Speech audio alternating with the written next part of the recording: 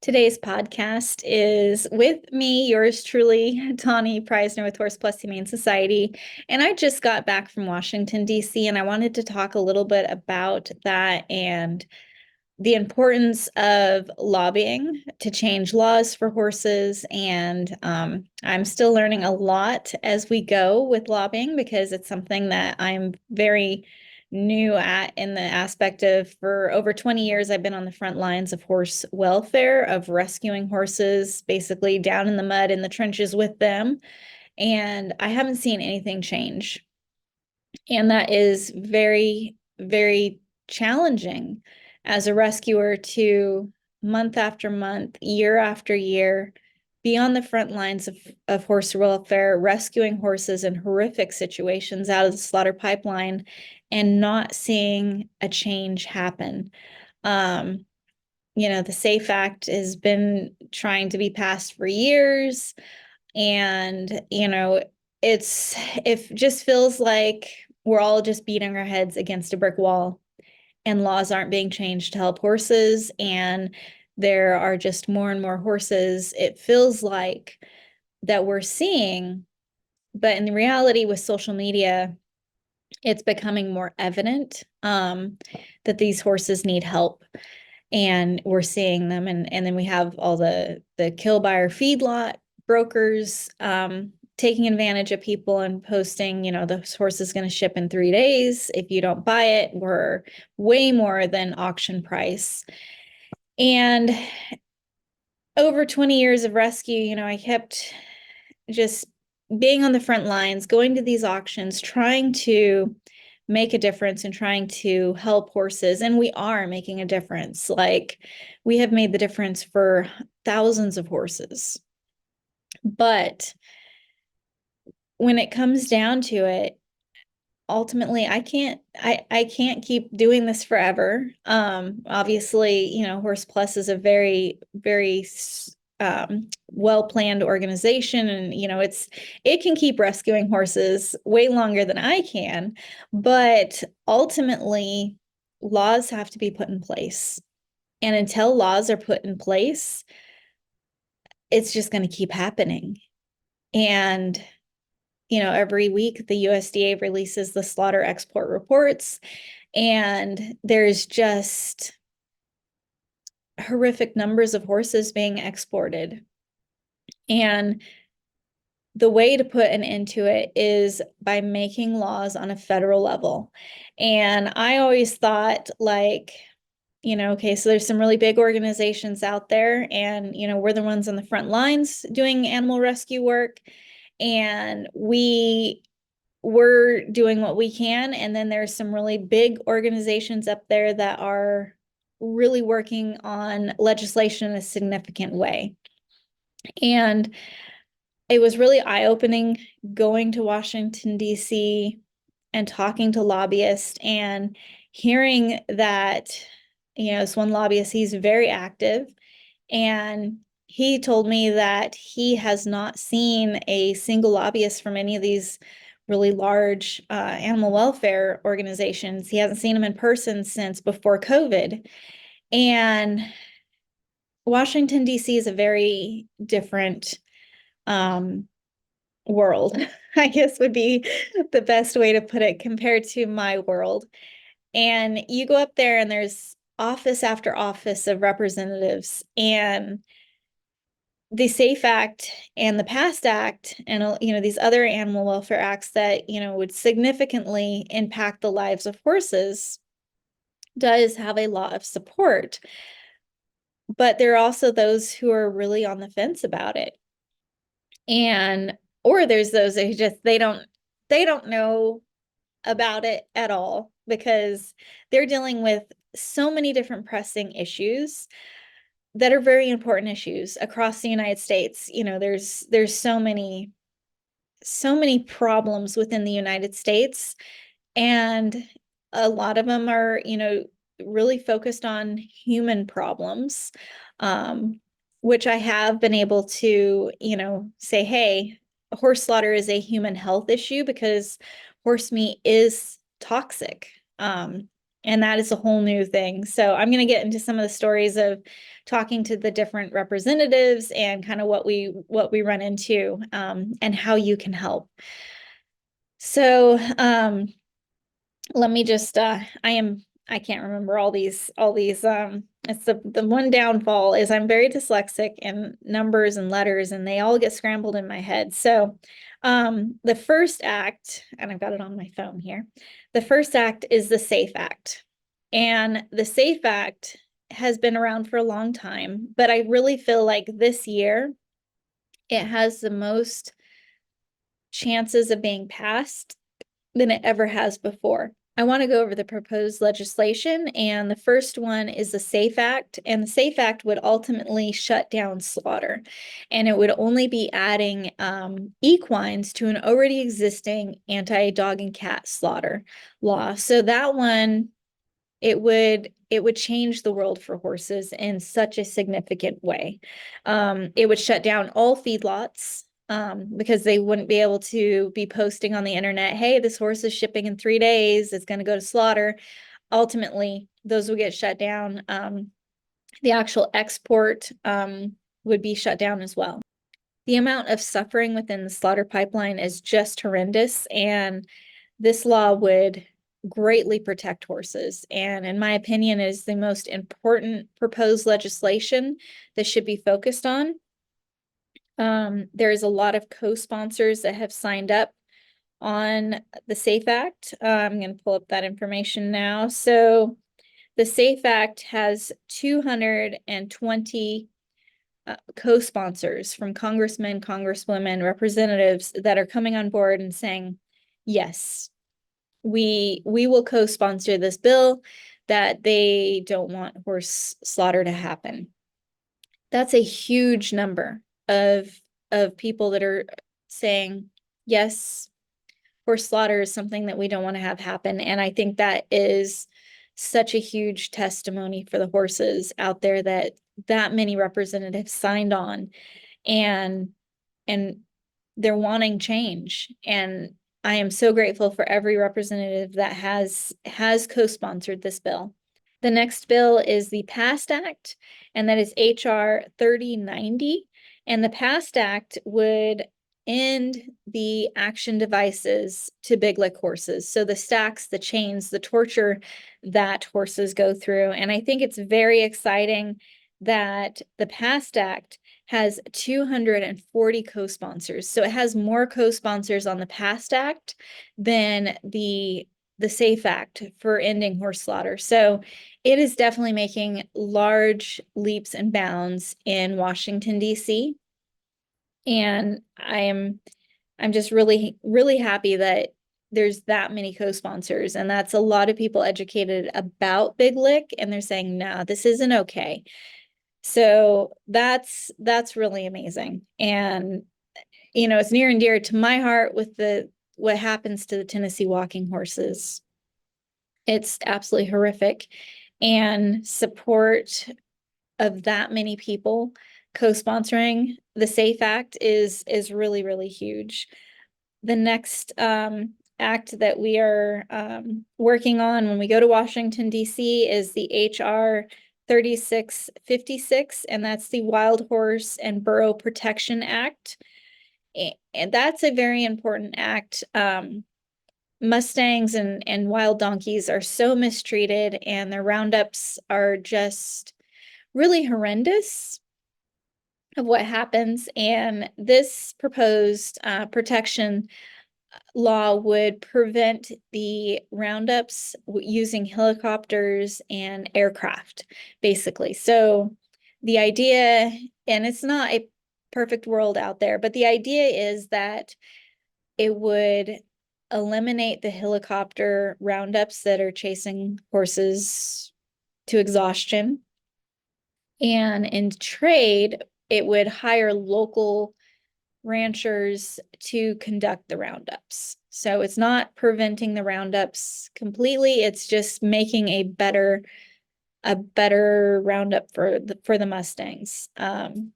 That one does have 19 co-sponsors, and it's not getting a whole lot of support out there. So that is something that, we're trying when we're there, we're speaking out for the horses and trying our very best to do what we can for them. But it's a long road to hoe for wild horses, but we are doing what we can for them as well. Basically, when we're in Washington, D.C., why wouldn't we be advocating for every law, proposed legislation that impacts horses? The last act is HR 6021, and it's the Ejioa, I believe, Act. It's kind of hard to pronounce it. It's where donkeys are being killed for their hides, and it's pretty horrific that you can go onto Amazon and buy this product that has donkey protein. It's a protein from their hides, and thousands and thousands and thousands of donkeys around the world are being killed for their hide. And they process the protein in the hide and make this gelatin. It's supposed to be amazing for you. I am planning on working on making a boycott type thing for Amazon that they need to stop selling it. And, basically, I mean, they probably have no clue that they're selling a product that is hurting donkeys around the world. So in villages, no matter where a donkey is, they're not safe from this because the kill buyers, they know they can ship donkeys and have this demand for their hides. In Africa, you have the working donkeys, and they're actually being stolen and killed for their hides. So you can have a family that's relying off of their their donkey to help haul water and haul food, and in a night someone can come in and steal that donkey and have it slaughtered just for its hide. It's just horrific. It's something that is very near and dear to me. I love donkeys, and I feel like this act needs so many more co-sponsors. It currently has one co-sponsor, and that's really sad. There should be a whole lot more, but I think it just goes to show there are really important things that need to be presented to these decision makers and policymakers in Washington, D.C. But if they're not getting the right information, or they're not being brought, their attention isn't being brought to what's happening, these laws aren't going to pass. And I feel like that's what's happened for so long, is nobody is going there on a significant level and saying, look, I have seen this firsthand. Like, I can go there and talk to these representatives and be like, I have seen this firsthand for over 20 years. And they're like, wow, okay, this person clearly has been doing this for a long time, might know what they're talking about, and they came here to talk to me. So they pay attention, talking with a representative, and he's like, the horse issue is something I haven't really paid attention to, but you all are here and I'd love to hear what you have to say. And as we're talking to him, he's like, I'm very much against abuse. I don't tolerate abuse to animals of any kind. But he's like, but I am pro slaughter. And I said, okay, so do you know that horse meat is toxic? So horses being exported out of the United States contain drugs that are given to them by veterinarians because they're considered pets. And we're exporting these horses into Mexico, and they're being slaughtered, and their meat is tainted and proven that it's harmful for humans. And he was completely unaware of that. And I will say, if the veterinarian AVMA has decided that they've removed their stance on being pro-slaughter because the meat is tainted and toxic, it's very important that we follow our veterinarians. And, they are the most educated people when it comes to animals and horses. And I could see the gears turning during that conversation, because it's really easy to be like, oh yeah, I'm pro-slaughter. But then to realize that there is a ton of abuse happening within the slaughter pipeline that is completely unchecked. And we were able to go into that, and it was very eye-opening. And then to realize that horse meat is toxic. It's all coming down to education. And it's all coming down to getting in front of these decision makers and having meetings with their staffers and being like, this is what's actually happening, and this is why this needs to change. And really good things are happening up in Washington, D.C. And I have some things that I would absolutely love to do, because we were able to do it on the last day of our trip there to Washington, D.C. We had 2 days planned of scheduled lobbying.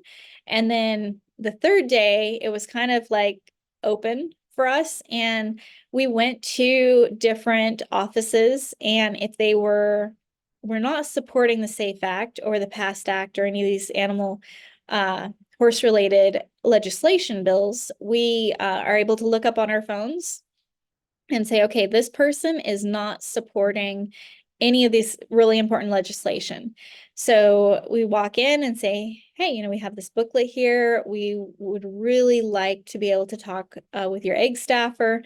And then we would also like to leave this information here. And this is why proposed legislation is very important.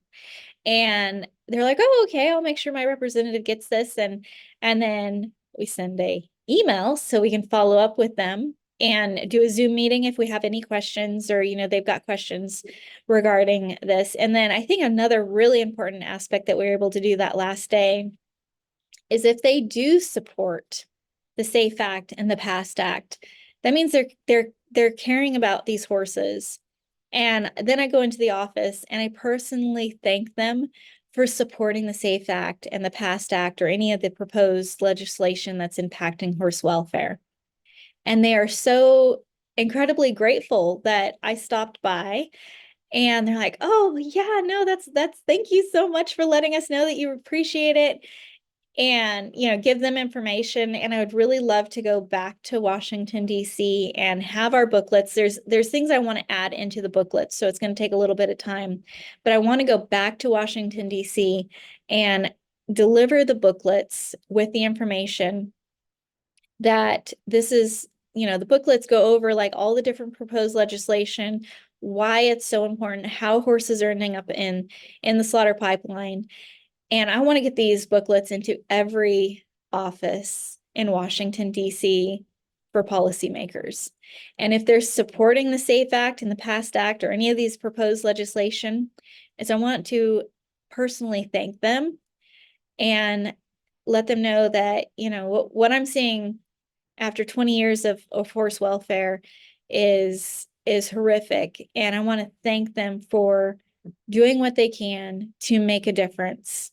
And I think that's so crucial, because if even though they already support it, if they have this booklet that goes over why these proposed legislation is so important, and they're talking to somebody else who's on the fence, they can be like, hey, check this out. I have this, and this is why it's so important. I feel like it could make a huge difference. And that is something I'm working on. And if anyone would like to make a donation to help get these booklets up there and support the next trip to Washington, D.C., you can just make a donation on our website or call us and just put in there, this is for lobbying, because we can truly make a difference if we're able to go there and get in front of people. And, just the times that I've heard of, thank you so much for explaining this to me. I never knew it was so important. Or thank you so much for taking the time to come here and answer my questions. I never knew, I knew the big lick was bad, but I didn't know why what all the ins and outs of it were, and what's it actually doing to horses, and the horses ending up in the slaughter pipeline. It's really crucial to have a voice in Washington, D.C. And Jason and I are able to go up there and speak from our over 20 years of frontline animal rescue, of rescuing horses. And I think it can change. It's just going to take a little more education and really supporting our policymakers and representatives to get out there and co-sponsor these proposed legislations and get it moving along so it can get signed into law. So Hopefully that's a brief rundown. Lobbying is so weird in some aspects to me because, going out and rescuing horses, you're making an impact right then. But going to Washington, D.C. and just talking to people in these fancy offices and realizing that these are the people that can actually put an end to the abuse and suffering that I see is just fueling me to try to get them better educated and thanking them for supporting it if they're already supporting it. And I think that's the key. And definitely calling your representative, letting them know, like, hey, I don't want horse slaughter. Please support this PAST Act or the SAFE Act and then the PAST Act and these other proposed legislations that would greatly impact the lives of horses. So that's a little bit of what it's like going to Washington, D.C., other than the insane amount of walking we do from one building to the next and back and forth. And, it's just a whole nother world up there, but it is the world that can ultimately put an end to the abuse and horrific suffering I've seen in the slaughter pipeline for over 2 decades. It's got to end, and putting pressure on our representatives and letting them know how important it is and being professional about it. That is one thing I will say is if you're going to call them, if you're going to talk to them, be professional. Like, they're living in a very professional world. And if someone calls up and is just like, you've got to do this and blah, blah, blah, like, have your thoughts kind of put out in your head of what you're going to do, or write it down and then call them, email them. But just be respectful, be professional. I think it's really sad when, I've been up there in Washington, D.C. and heard that, oh, it's a horse related issue. We don't want to hear it. Well, why is that? Well, there were some people in here that came and basically they're crazy. We have to have people going to Washington, D.C. that are educated in what's actually happening in the front lines of horse welfare. I think, if it's just somebody that's, there, and I think any bit helps, like, as long as you're being positive and professional, those phone calls, those emails, all of that helps. But having someone go in person who's knowledgeable to answer their questions is very crucial to getting this to happen. So my goal is to end horse slaughter and protect these Tennessee walking horses so they can be shown for their natural abilities, and also the Mustangs and the poor donkeys. It's got to happen. I can't do this alone. I do need support. So, like, I can get more booklets, I can get more information to these policymakers. And I think it can truly, just imagine a world of the United States that we're living in where horses aren't at auctions just getting tortured from one auction to another. Horses aren't being exported to Mexico for slaughter, and horses aren't being posted all across social media being like, if you don't buy this horse within 3 days, it's shipping. Imagine a world where horse slaughter doesn't happen, and the United States is a safe haven for horses, and the owners of these horses are actually going to have to be responsible for their horses. If they have an older horse that's having medical problems, they can't just send it off to an auction and pretend it doesn't exist. Like, they will be accountable for that animal, and they will have to take it to a veterinarian. That will support more veterinarians. Like, large animal veterinarians are struggling.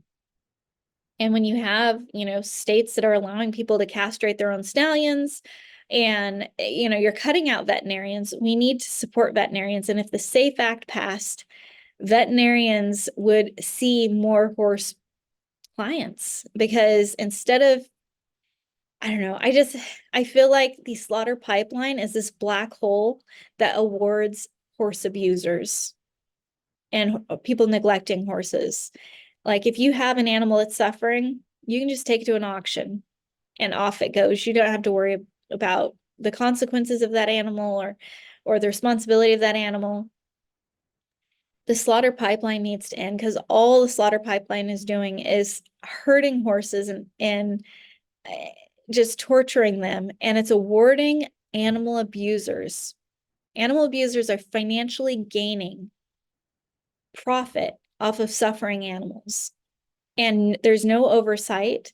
It's just horrific. So I am so trying to get the SAFE Act. I'm doing everything I can to get the SAFE Act passed, because that would make such an amazing world in the United States for horses. And I feel like we can do this. I'm very dedicated to trying to do what I can. I know Jason's very dedicated. A lot of the organizations, that within the Full Circle Life Horse Shelter Network, they're doing what they can. We can do this, but it's going to take a lot of pounding the streets of Washington, D.C. and being the voice for horses and bringing attention to this. It's important. And I think that's, what I'm able to portray when I'm in Washington, D.C. is what we're doing to saving horses. We're doing it because it's so crucially needed. But let's cut out the slaughter pipeline altogether. Let's make it illegal. Horses can't just be being shipped to Mexico in horrendous conditions. The slaughter pipeline can end. The SAFE Act can make it end. And together we can make that happen.